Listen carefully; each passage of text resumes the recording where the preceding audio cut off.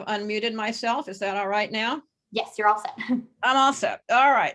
So what I'm going to talk about tonight is my book, 1774, The Long Year of Revolution. I wrote this book to describe political discourse in the year among Americans in the key year of 1774. And I want to start out tonight by talking about why I did that. Excuse me. The first is that, amazingly enough, the importance of the events of the year 1774 has often been overlooked, despite the fact that this period immediately precedes the outbreak of fighting in April of 1775. Let me start by explaining what I mean by the long year of revolution.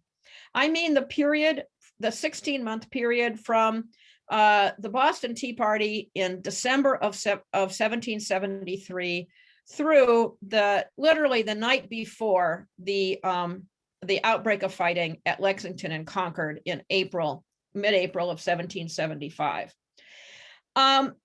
This period has been, amazingly enough, largely overlooked. And my explanation for why this period has been overlooked is that most of the people who have written about this period have, most of the people who have written about this period have written about it from the standpoint of the revolutionaries. And if you're writing a history of the revolution from the standpoint of the revolutionaries, this period seems almost inevitable and automatic. That is, once you get to the Boston Tea Party, if in your standard narratives of the revolution, people jump right to the First Continental Congress, and then in the fall of 74, and then jump again to the start of the war in April 75.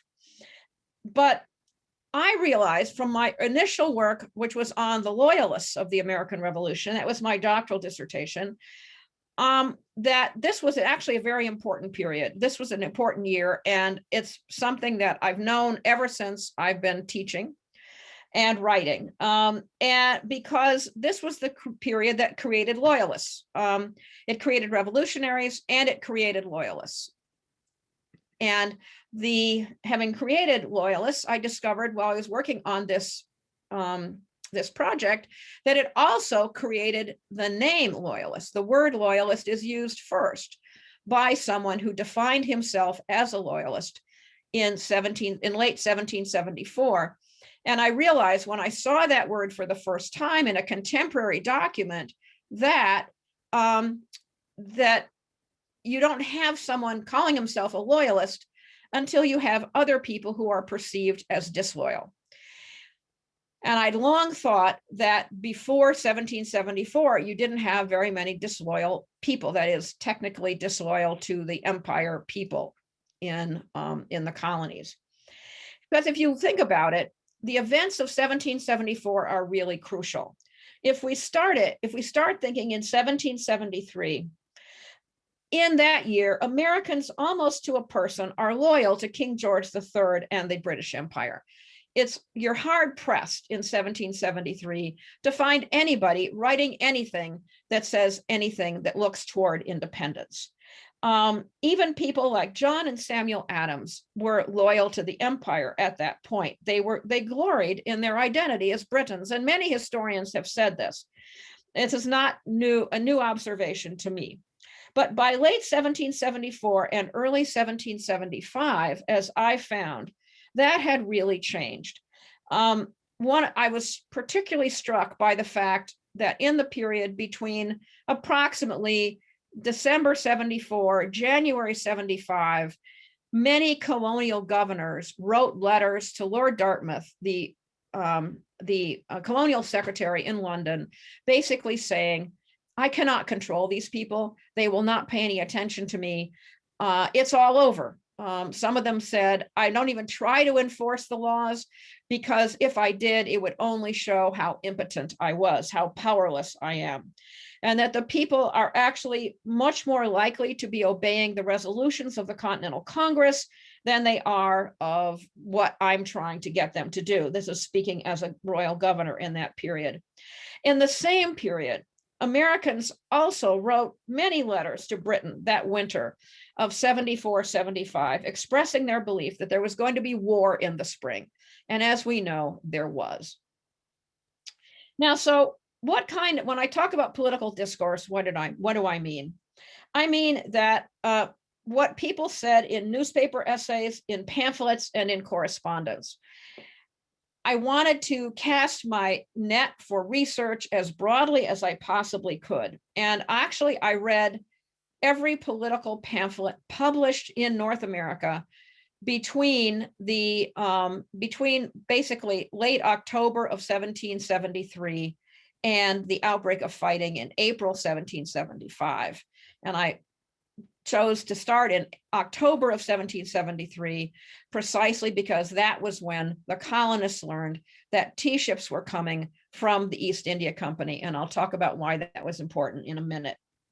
I wanted to recapture the events of the long 1774 as they happened. So the book is organized chronologically. It's also organized geographically, because when events in 1774 have been discussed by other people, those books have concentrated almost exclusively on events in Boston and in Massachusetts, and with a bit perhaps of attention to Philadelphia and the First Continental Congress in September and October of 1774. But what I try to do was to include all the colonies, and Georgia actually turned out to be especially interesting. It's a colony that is often not discussed in this period.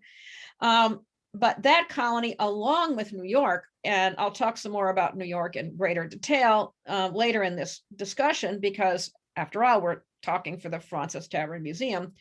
And in both Georgia and New York, there were many people who opposed the trend of resistance to Great Britain. And I was very interested in looking into what the opponents of resistance were saying, as well as the proponents of resistance, which is what you usually get in books on this period. That is, you usually get the arguments in favor of resistance, possibly of independence and rebellion, but not much against it.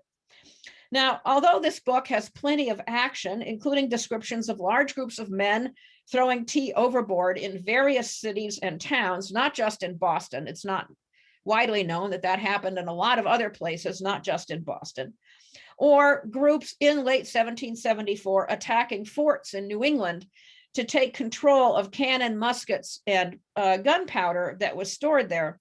This book is primarily about talk. It's a book about Americans discussing with each other in print and in letters what should be done as the crisis deepened and the year progressed. I wanted to give voice in the book to all the participants in the many faceted discussions of the year 1774, to show moderate positions, conservative positions, as well as the radical ones, which is what we usually read about. And I might say that I wanted to do that regardless of where the people who were participating in these dialogues ultimately ended up, whether they ended up as loyalists or revolutionaries, because they actually divided in different ways.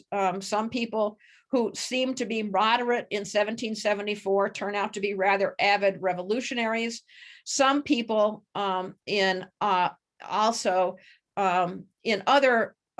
who were avid supporters of resistance in 1774, who were even members of the First Continental Congress, ended up as opposing independence. So I did not want to superimpose the ideas of what the people expressed later on what they said in 1774. And actually, what I'd really like is for the readers of my book to forget that they know what happened, to forget that they know how the story came out, to forget that they know that the war is coming in April of 1775, in order to give immediacy and contingency to the discussions that people had in 1774, because of course they didn't know what was going to happen. And I try to tell the story of 1774 in the book as though I don't know what's going to happen, as though what does happen is a surprise to me, as well as to the readers. Now, there were many disagreements in 1774. I really focused the book on Americans' arguments during the year 1774. And as I said, not trying to forecast who's going to win those arguments in any given instance. Now, since I don't have time this evening to talk about the whole book, I just want to give 4 examples. I'm hoping to get to 4. We'll see if I can make all the way through 4 of them. Most of these are simply not discussed in most books on the coming of the revolution. So even people who are very familiar with books about the revolution are probably not familiar with these debates that I'll be discussing. So the first debate that I want to talk about is what was the best way to oppose the tea that was being sent to North America by the East India Company. First, I need to tell you briefly why Americans wanted to oppose that tea in the first place. It was not because of a higher tax. We have the sense that the Boston Tea Party and the opposition to the East India Company tea was because Americans were being asked to pay a higher tax on tea. This is not true. They were being asked to pay a lower tax on tea. Now, this is counterintuitive, but it is actually what happened. So what is going on in the Tea Act, which was adopted by Parliament in May of 1773? And to answer that question, I have to talk a little bit about the tea trade in North America. Basically, the East India Company had a legal monopoly on English trade with China, with what was then called the East Indies, for the British Empire. And so everyone in the British Empire who bought goods from China were supposed to buy them from the East India Company. In fact, however, smuggling was rampant. Smuggling was rampant in the home colony, in the home country, and was rampant, especially rampant in the colonies. And it was especially rampant about tea. Because the colonists were prodigious, that's a word from the time, prodigious tea drinkers. They all drank a lot of tea. They drank it all day. They drank it for ordinary meals, and they drank it for formal tea parties. So, but most of what they drank was smuggled tea because it was a lot cheaper than the English East India Company tea, which was heavily taxed. So the idea of the Tea Act was to save the East India Company from bankruptcy. It was not doing well financially, to save the East India Company's finances by lowering the tax on tea that Americans would pay, and thereby making the East India Company tea competitive with smuggled tea, which is what most Americans were drinking most of the time. This smuggled tea was called Dutch tea because a lot of it came through the Dutch East India Company, but it especially came through the Dutch colonies in the Caribbean, which were way stations for smugglers coming from Europe. And the American ships would go down to the Dutch colonies in the Caribbean, pick up the tea, and bring them back to North America entirely illegally. Now, so there were different ideas about how to oppose this tea. Oh, I might add, the reason that they wanted to oppose the tea, I should make this clear, was because Americans, by this point, that is by late 1773, had decided that they really believed in no taxation without representation, by which they didn't mean they wanted representation in Parliament. What they wanted was to be taxed only by their own colonial legislatures. So they did not want to have to pay the tax imposed by Parliament on East India Company tea, even though it was lower than it had been before. So there were different ideas about how to oppose the East India Company tea.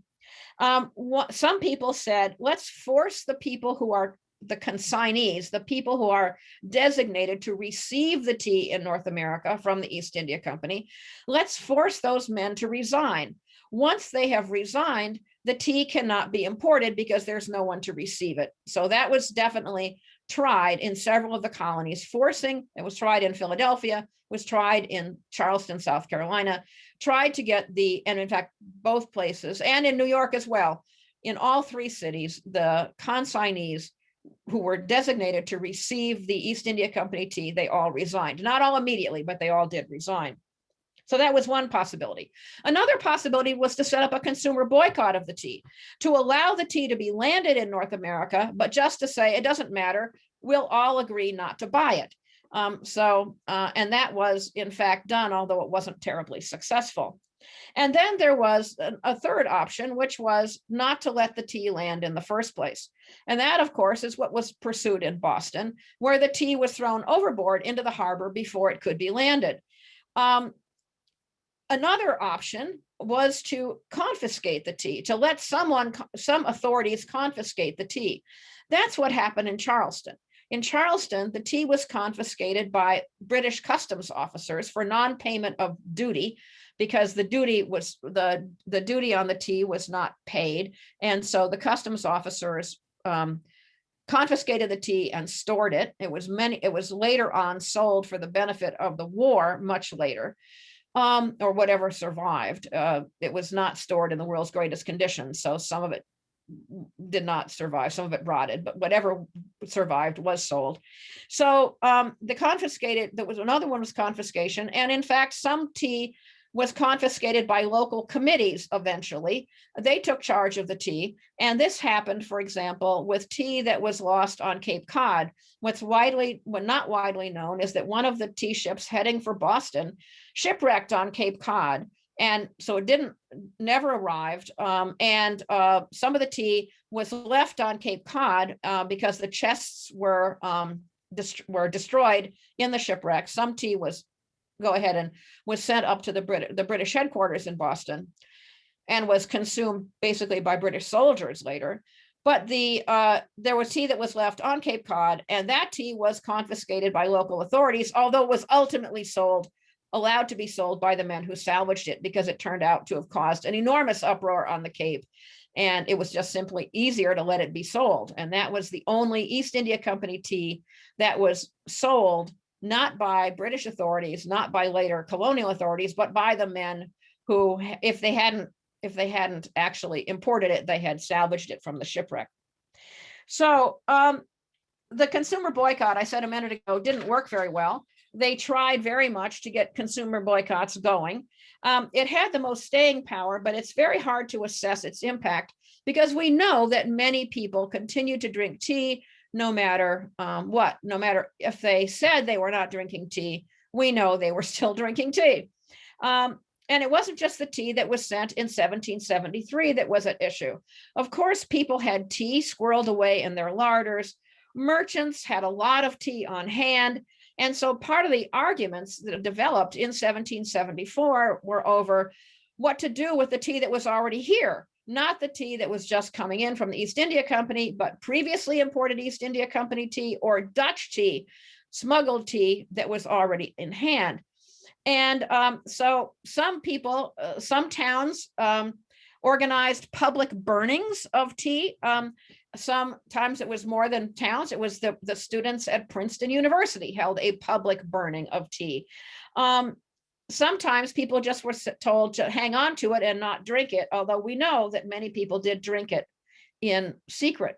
So as I said, some of this tea was smuggled. So why did people care whether it was smuggled or not? And the reason was that people argued that you could not know the origins of the tea you were drinking, so you had to stop drinking any of it, because you might possibly be drinking legal tea that was being disguised as smuggled tea, and so you couldn't really depend on the information about what the tea origins of the tea was. There were a lot of essays that were published in the newspapers about why you shouldn't drink tea, or possibly about why you should only drink American tea made from American substitutes like sassafras leaves. And the argument was that it was very bad for your health. And it was particularly bad for women's health, that it would cause them to have sickly children. So there were women who lost patience with this and who responded to these kinds of idiotic arguments in the newspapers by saying, look, we've been drinking tea for many years. None of us have obviously been getting sick. And if you want us to stop drinking tea, why don't you just tell us to do so for political reasons? So anyway, the argument about what to do about tea continued basically throughout pretty much all of the year 1774.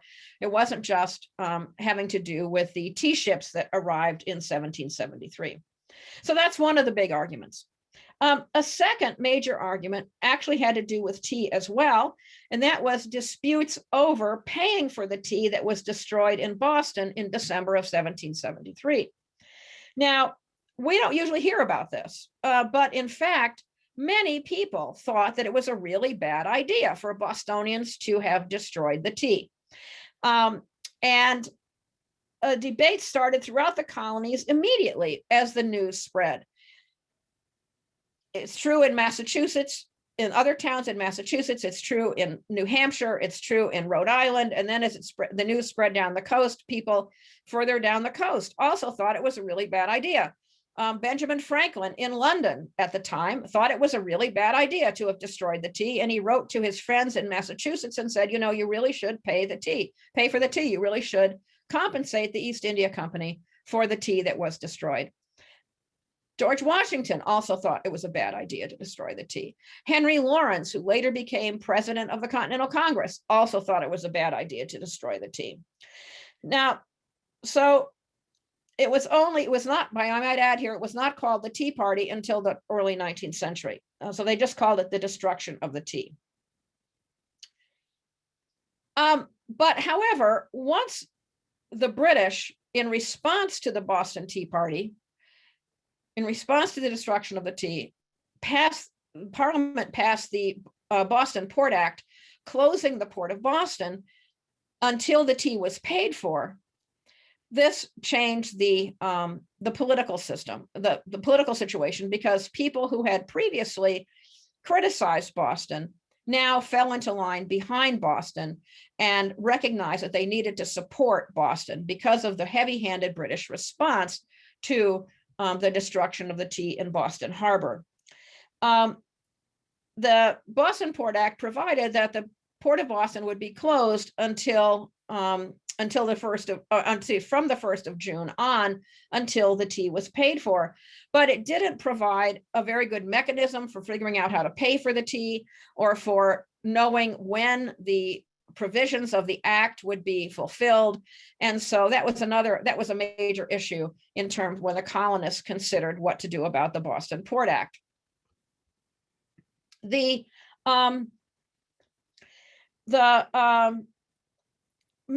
As I said, many people lamented the action. A lot of people favored what happened in Charleston, which, as I already said, the customs officers were allowed to confiscate the tea. This was really a collusion with the local people in Charleston. It was all a put-up job that the customs officers confiscated the tea in Charleston. And a lot of people thought it was really a much better way of dealing with it. And a lot of groups, in fact, maintained what I would call a discreet silence. In the summer of 1774, 28 Virginia counties held meetings to talk about the Boston Port Act and later coercive acts that were adopted and what should be done to help Boston. And of those 28 counties that adopted regular resolutions, only one strongly supported Boston and the destruction of the tea. Only one condemned Boston's destruction of the tea. 3 said, well, we don't know what to think about the destruction of the tea. And the other of the 28, that is the other 23, all said nothing. They said nothing about the destruction of the tea. All they talked about was British policy and their opposition to British policy. So they were taking these, as I say, these discrete positions. Now, what did people say about paying for the tea? Well, there were various positions when people argued that the tea should be paid for. Some people said the perpetrators should be identified and they should be forced to pay for the tea. That was impossible because the perpetrators had disguised themselves as Indians and they would not identify themselves. So nobody knew who they were. And in fact, the people who perpetrated the Boston Tea Party did not come forward for another 50 years, really. And then, of course, a lot of people who might not have been involved came forward and claimed that they had been involved. And there has been a historian who's investigated the truth or fiction, or the possible truth or possible fiction, probable fiction of these stories by investigating the men who claimed to have participated. Should Boston itself be forced to pay for the tea, or should Boston as an official town, at the town meeting, plan to pay for the tea? Some people said yes. How about unofficially in Boston?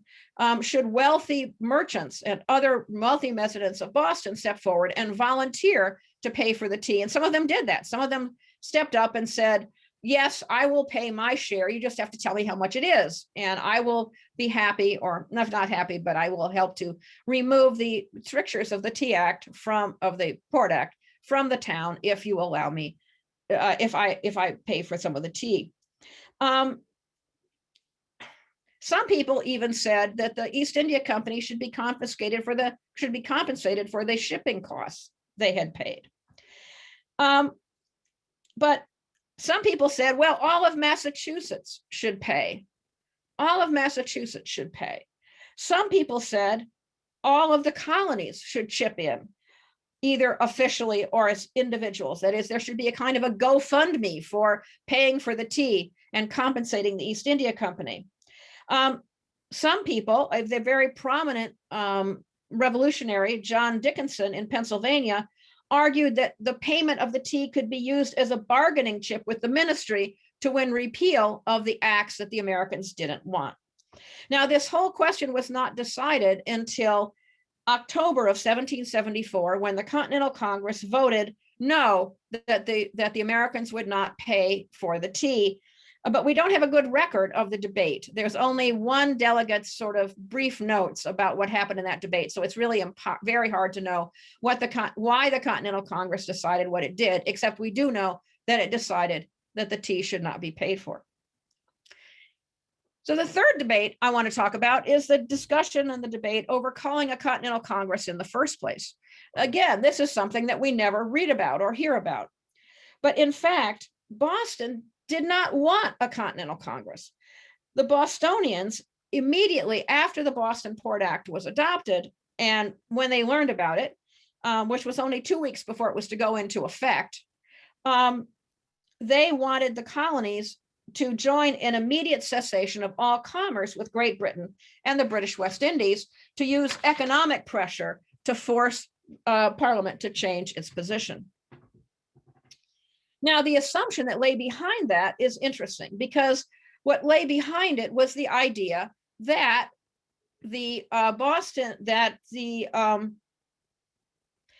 that Parliament could be pressured by merchants. That is, that the American market was so important to British merchants that they would pressure Parliament to change the laws, because the Americans, of course, had no direct representation in Parliament.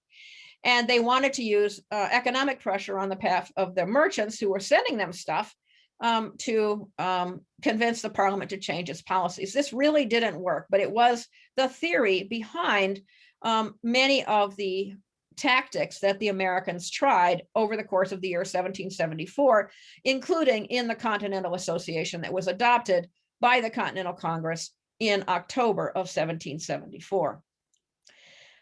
But in any event, as I said, that's what Boston wanted the colonies to do immediately. They didn't want a Congress. They said it would take too long. It was hard to know how to organize it. It was hard to know how to, where it should meet, when it should meet, and so forth. And so the Boston immediately, upon learning about the Port Act, sent out a call to all the other colonies saying, join us in this immediate boycott of all British goods. But a lot of other colonies said, wait a minute, that's a bad idea. We've got to talk about this first. Especially Connecticut, New York, and Pennsylvania said, let's talk about it before we do anything rash. In fact, the only other colony that supported the Bostonians' call for an immediate boycott was Maryland. And that was in particular in both meetings in both Annapolis and Baltimore that supported an immediate boycott of British goods. So in fact, what happened, and the Continental Congress was actually the conservative position in 1774. It was advanced by conservatives. It was not advanced by radicals. They didn't want it, but it carried the day. And so the Continental Congress, as we all know, met in early September in 1774 in Philadelphia to make up their minds, to reach an agreement about what to do about the not just paying for the tea, but about many other problems that had come up in the relationship between Britain and America. And the pamphlets that were written at the time, that is written just before the convening of the Continental Congress, show that it was seen as a moderate and potentially conciliatory body. People who addressed the Continental Congress suggested that they expected it to be a moderating influence. It turned out not to be the case. That is, the Congress went in another way. Alas, we don't know that much about the discussions within the Congress because the proceedings were secret. No outside observers were asked, were allowed to attend. Members were asked not to talk about outside of the Congress what was said. Some people wrote letters to family members, to friends. Some people wrote notes to themselves in diaries, journals, or rough notes of the debates. And a lot of those have now been published, but in fact, we don't know very much about the details of the debates. We have a couple of letters that were clear leaks from the Congress. One that came from a New Yorker late in the Congress, one that came from a Pennsylvanian early in the Congress, and that's it. And we just, other than those, there are three letters actually, two from the Pennsylvanian and one from the New Yorker. Other than those three letters, all we have are sort of rough notes that people kept occasionally. So we don't really know what happened, but what we do know, we don't know how it happened. We only know what happened at the end. So those were very general kinds of arguments that I've talked about, but because I'm talking at least virtually in New York City tonight, I thought I would use my fourth and final example tonight from New York City itself and talk about something that I realized when I was working on the book. Now, I said in the beginning that I paid a lot of attention to chronology, and that attention to chronology revealed an important link between well-known publications in New York City in the fall of 1774 and local disputes in the city that no one had ever pointed out before, and that I certainly didn't realize until I put the whole thing together about the book. Now, the arguments that began in New York City began when General Thomas Gage, who was in charge of the British Army in Boston and also was the military governor of Massachusetts at the time, tried to recruit laborers from New York City to go to Boston and also to buy supplies for the troops from New York City merchants. This is after Bostonians stopped working for and supplying food to the occupying forces in Boston. Bostonians, even though they were being hit by the Boston Port Act, had this occupying force of Brits in there, and they were actually making money by working for them and by, in fact, selling them or supplying them with goods. And this raised criticisms of the Bostonians from other people. And so they basically told Boston, if we're helping you with supplies and flocks of sheep that we're driving in to feed you while you're being quarantined in effect by the British Army and the Navy, don't work for them. Don't be collaborators. So the Bostonians pretty much stopped collaborating. All these carpenters that were building barracks for the British troops for the forthcoming winter, this is in October of 1774, stopped working for the British. So General Gage needed to find other workers. And so he came to New York City looking for workers, or he sent requests to New York City. He didn't physically come, of course. He came to New York City looking for supplies like timber, like hay, like food, and like laborers. This caused a major fight and division in New York City as a group of New York City radicals began visiting merchants who were rumored to be going to supply goods to Bostonians to pressure them not to supply with the requests from General Gage. This led to many public meetings in New York. New Yorkers were much given to public meetings at that time, and also to many broadsides.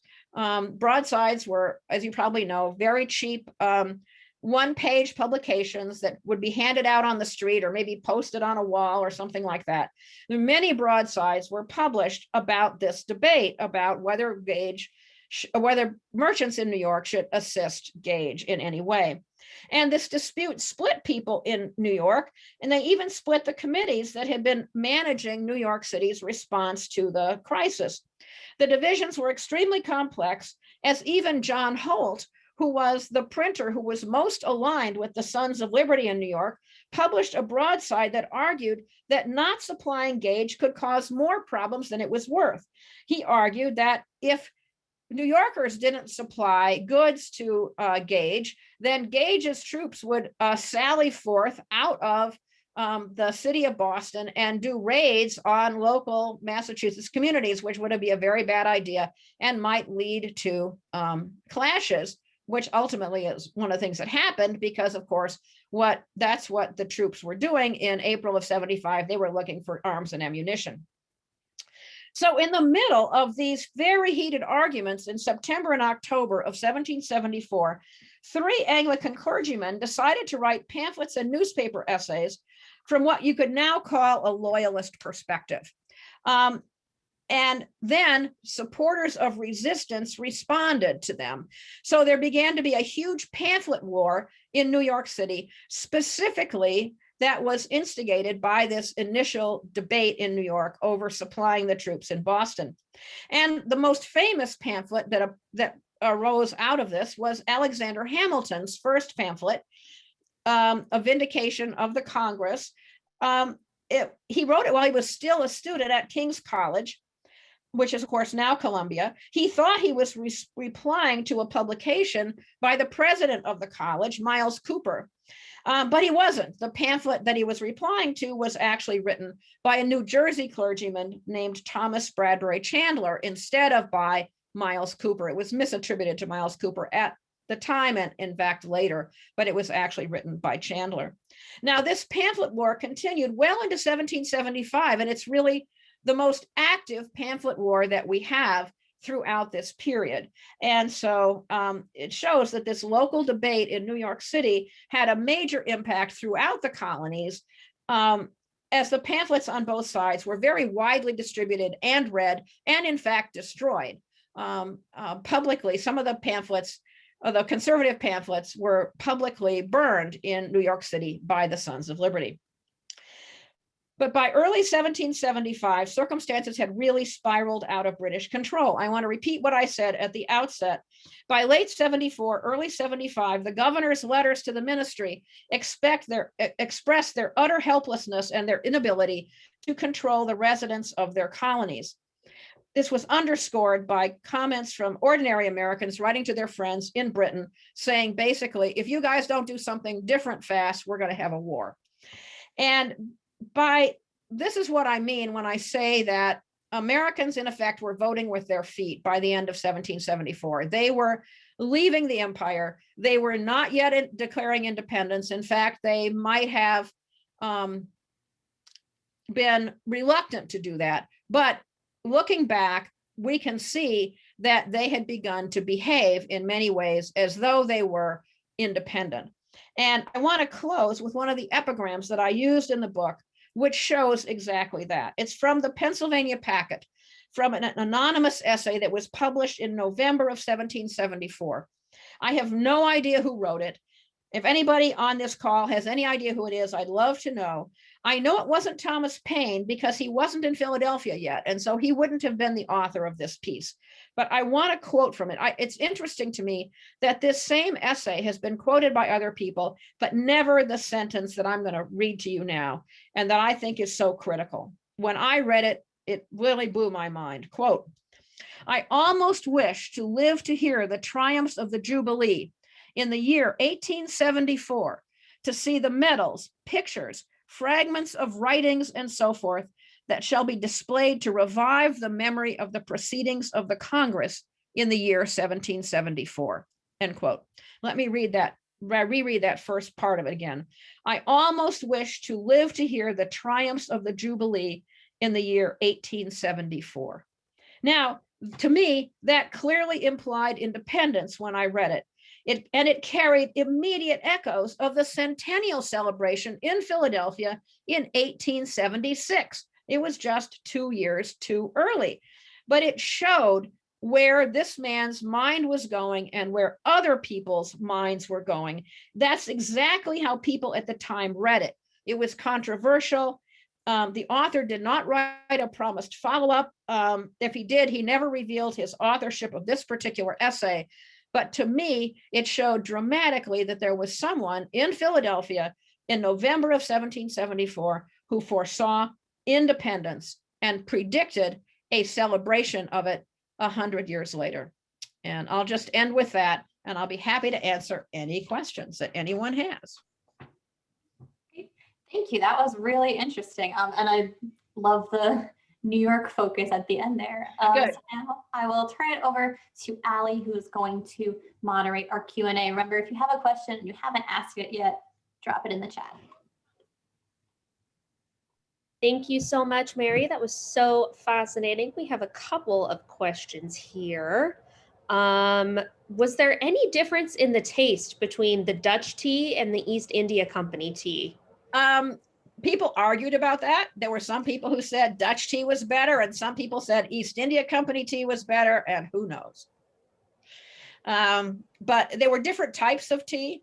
And both Dutch tea and English tea had those different types. There was green tea, which was Hyson.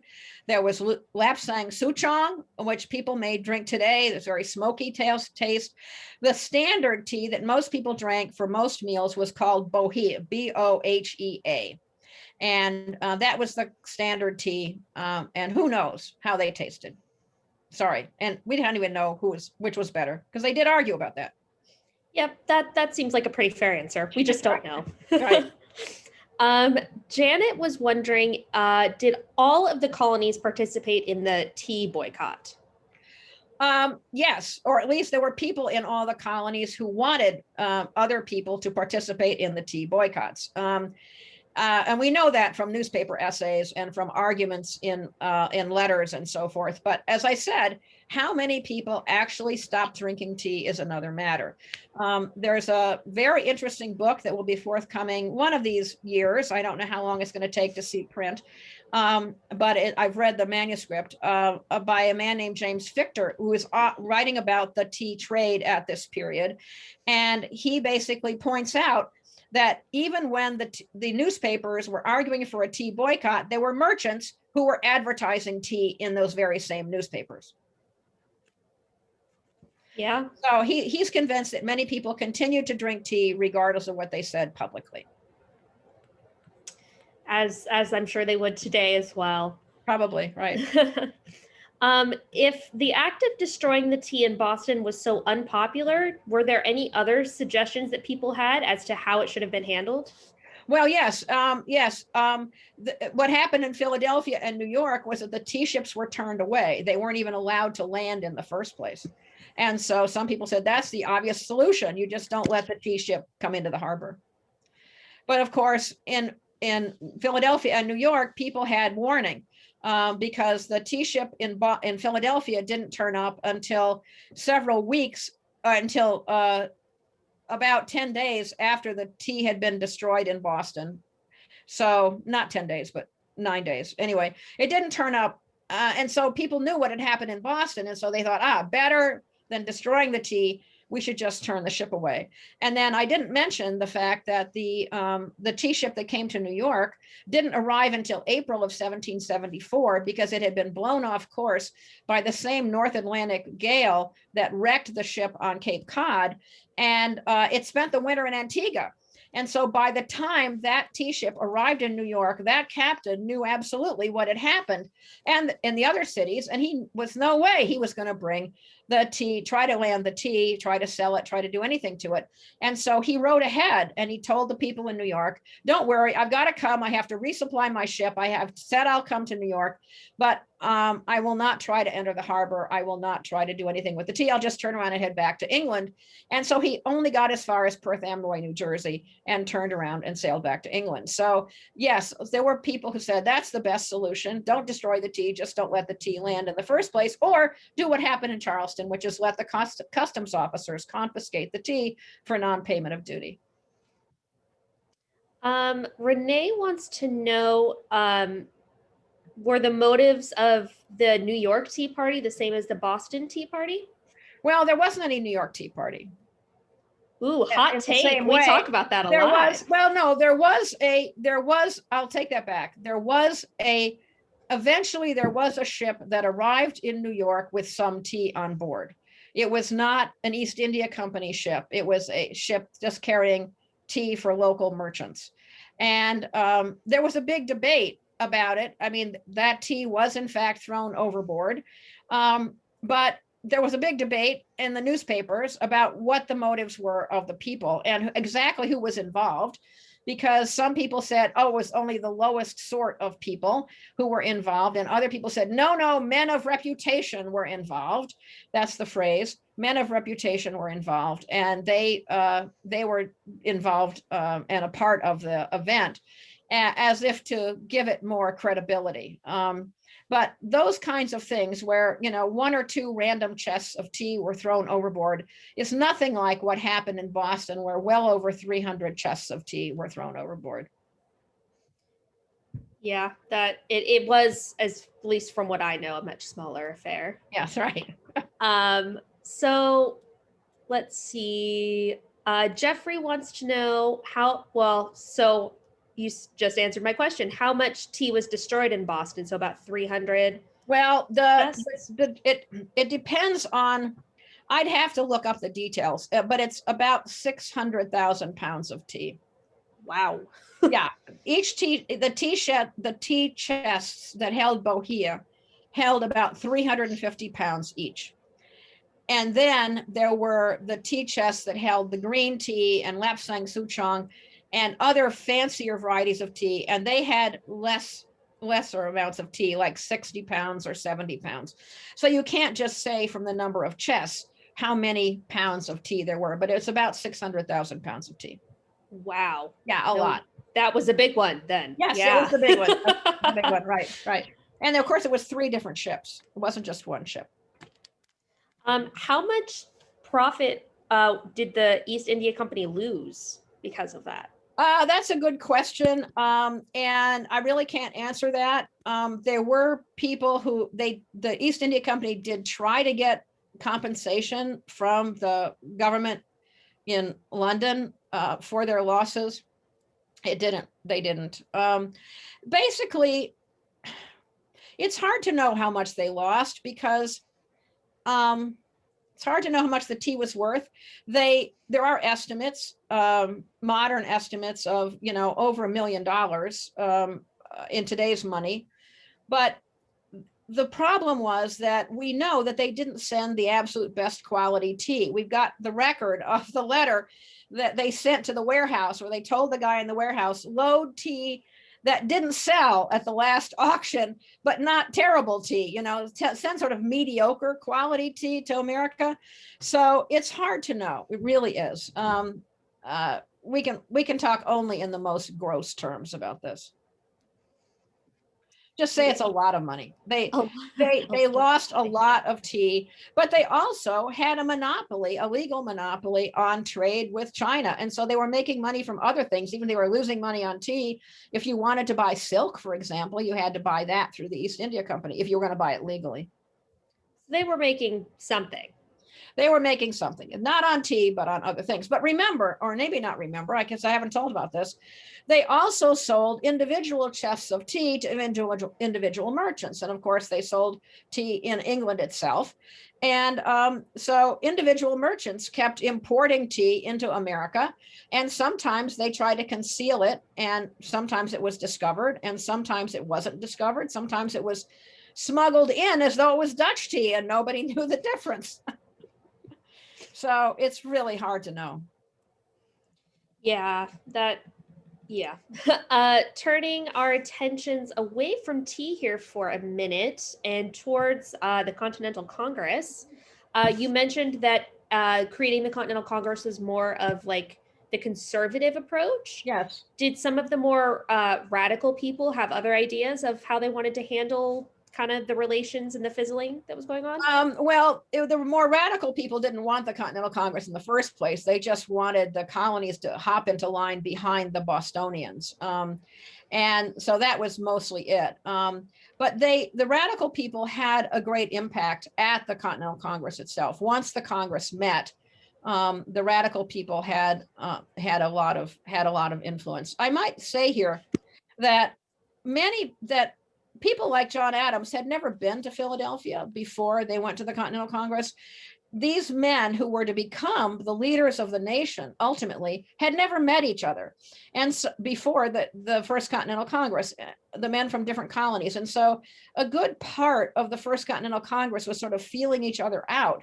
And you can see that in John Adams' diary. He's got an excellent diary. He talks about his first impressions of other congressmen. And he talks about what he thinks about the Virginians, for example. It's fascinating to read these men who didn't know each other and who you know now will be the leaders of the nation going forward for the next couple of decades. Quite interesting. This next question comes from Richard.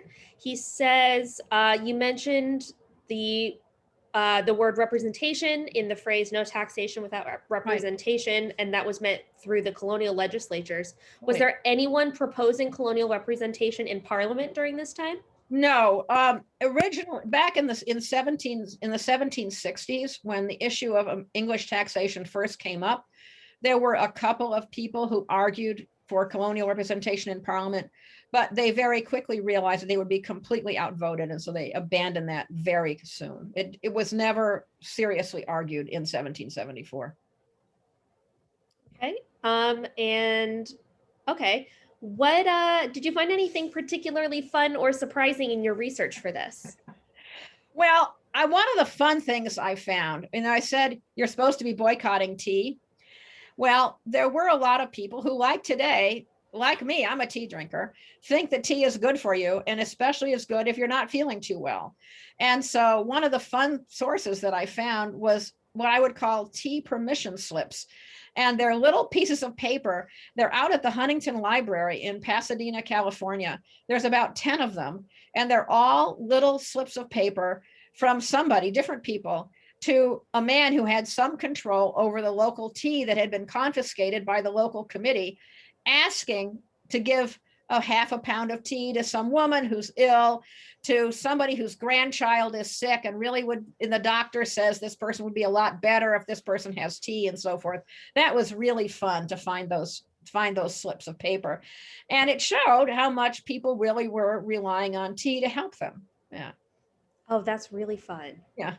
Okay, so this is my last question. We're nearing towards the end. Now, this is a big one. If you could dine with anyone, dead or alive, at Fraunces Tavern, who would you choose to dine with? Oh boy, anyone, dead or alive, at Fraunces Tavern. Well, I know who I would want to dine with, and I'm sure it's not an answer that anyone else might give, and that's James Rivington, who was the publisher of Rivington's New York Gazetteer, which was one of the most important, ultimately Loyalist newspapers, but was not in the beginning a Loyalist newspaper.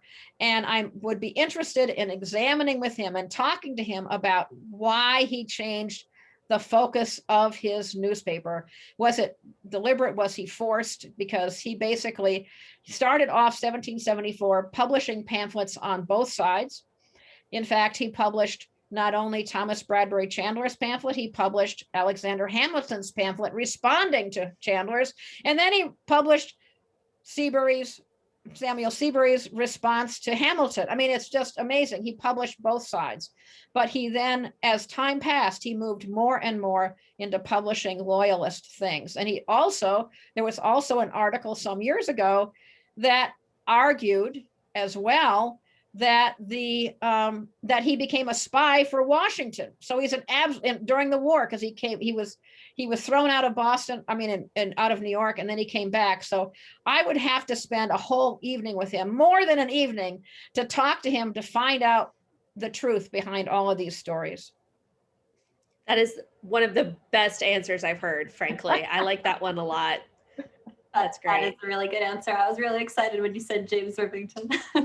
Why, you're interested in James Rivington? Yeah, well, I part of my job is making resources for the for school programs, and I was Right. just writing about him in one of the ones we're making about New York City. So fun timing. He's an absolutely fascinating guy. He also, can I tell, is there enough time for me to tell a little story about him? About What I discovered, he published a pirated American edition of Captain Cook's journal of his trip to the South Seas. And he advertised it by saying, it'd be a lot cheaper if you buy it from me than if you buy it from the British publisher, because it's a pirated edition. I'm just, I'm not paying any attention to the copyright. I'm just publishing it. And he got subscribers from all over the colonies, including John Adams and other famous people signed up to buy his pirated edition of Cook's journal of his first trip to the South Seas. So, and you can read it online in early American imprints. That Cook's that edition, Rivington's edition of Cook's journal, is available online. Wow, that's really cool. Yeah. It's a good business strategy if you want to. And he claimed to have 3,600 subscribers throughout the colonies. Wow. Whether he did or not is not clear, but that's what he claimed. And he did have hundreds of people who signed up for this edition of Captain Cook's journal, because he listed them in the beginning of there's 18 pages at the beginning of this edition of all the people who signed up for it. And I actually investigated who the New England people were, and they're a fascinating cross-section of New England society, educated society, ministers and merchants and other random people who seem just really interested in knowing about explorations in the South Seas. Wow, that's really cool. James Rivington, definitely a person I would like to hang out with and talk to. All right, so on that note, we are at the end of our time. Thank you, Mary, for talking with us. It was very, very interesting. You can check out her book, or many of her books. She has several. Thank you, Allie, for facilitating our Q&A. And thank you all for being with us this evening, afternoon, depending on your time zone. If you haven't already, you can follow us on social media. We're all over the place, and join our mailing list to keep up to date with all of our lectures. We have another lecture coming up really soon on February 18th with Robert Watson, who you may have seen speak here a few months ago on George Washington. That's going to be pretty interesting. Thank you to those of you who have donated. You are helping us to keep delivering our mission, keep sharing the history of the Revolutionary era with you all, even if we're not able to be together at Fraunces Tavern. We can be together here in our own homes. If you would like to donate, you could visit our website, FrauncestavernMuseum.org, and you'll be able to do that there. And let me say that my book is available in paperback this month, just being published in paperback. So buy it. If you don't buy it in hardback, buy it in paperback. There you go. Buy one of each if you really like it. Right. Yes, exactly. Right. All the options now. Don't buy any James Rivington pirated versions. Yes, or Audible. Yeah. Oh, or Kindle. It's available in all those editions. Right. All over the place. All over the place. Right. Right. Thank you to all of you who are joining us. And I guess we will say good night. So see you all hopefully in just a few weeks at our next lecture. Good night.